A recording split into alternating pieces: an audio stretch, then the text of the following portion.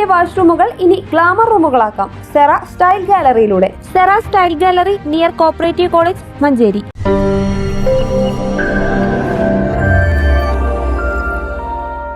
യുവതിയെ കശാപ്പുശാലയിലെത്തിച്ച് കഴുത്തറുത്ത് കൊലപ്പെടുത്തിയ ഭർത്താവിനെ മഞ്ചേരി അഡീഷണൽ ജില്ലാ സെഷൻസ് കോടതി 2 മരണം വരെ തൂക്കിക്കൊല്ലാൻ വിധിച്ചു. പരപ്പനങ്ങാടി ചുടലപ്പറമ്പ് കൊടക്കാട് നെടുവ പഴയകത്ത് നജ്ബുദ്ദീൻ എന്ന ബാബുവിനെയാണ് ജഡ്ജി AV ടെല്ലസ് ശിക്ഷിച്ചത്. അദ്ദേഹത്തിന്റെ സ്വന്തം ഭാര്യയെയാണ് അദ്ദേഹം സ്വന്തം അറവുശാലയിൽ കൊണ്ടുപോയി കഴുത്തറുത്ത്, പോത്തുകളെ പോലെ കഴുത്തറുത്ത് കൊലപ്പെടുത്തിയത്. വളരെ ഹീനവും അപൂർവവുമായ ഒരു കൊലപാതകമായതുകൊണ്ടാണ് ഇതിന് തൂക്കുകയർ കിട്ടിയിട്ടുള്ളത് എന്നാണ് ഞാൻ മനസ്സിലാക്കുന്നത്.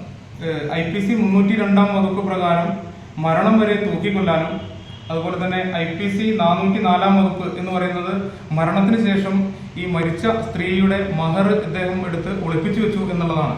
അപ്പോൾ 404 പ്രകാരം 25,000 രൂപ പിഴയും അതുപോലെ തന്നെ 5 വർഷം തടവും ആണ് കോടതി വിധി പ്രസ്താവിച്ചിട്ടുള്ളത്. 2017 ജൂലൈ 23-നാണ് കേസിനാസ്പദമായ സംഭവമുണ്ടായത്. ചാരിത്രശുദ്ധിയിലുള്ള സംശയം മൂലം ആദ്യ ഭാര്യയായ റഹീനയെ പ്രതിയുടെ ഉടമസ്ഥതയിൽ അഞ്ചപ്പുര ബീച്ച് റോഡിലുള്ള ഇറച്ചിക്കടയിൽ കൊണ്ടുപോയി കഴുത്തറുത്ത് കൊലപ്പെടുത്തുകയായിരുന്നു.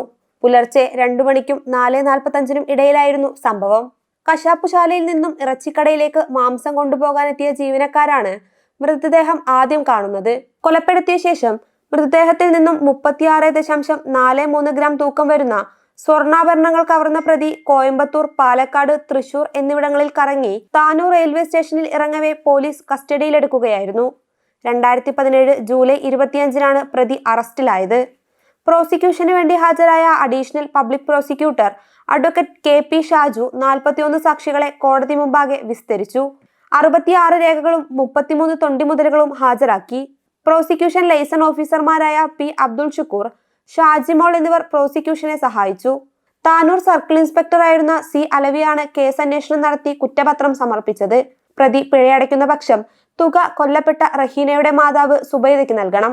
ഇതിനു പുറമെ സർക്കാരിന്റെ വിക്ടിം കോമ്പൻസേഷൻ ഫണ്ടിൽ നിന്നും റഹീനയുടെ മകനും മാതാവിനും മതിയായ നഷ്ടപരിഹാരം ലഭിക്കാൻ ആവശ്യമായ നടപടി സ്വീകരിക്കാൻ കോടതി ജില്ലാ ലീഗൽ സർവീസസ് അതോറിറ്റിക്ക് നിർദ്ദേശം നൽകി. News bureau, Manjeri.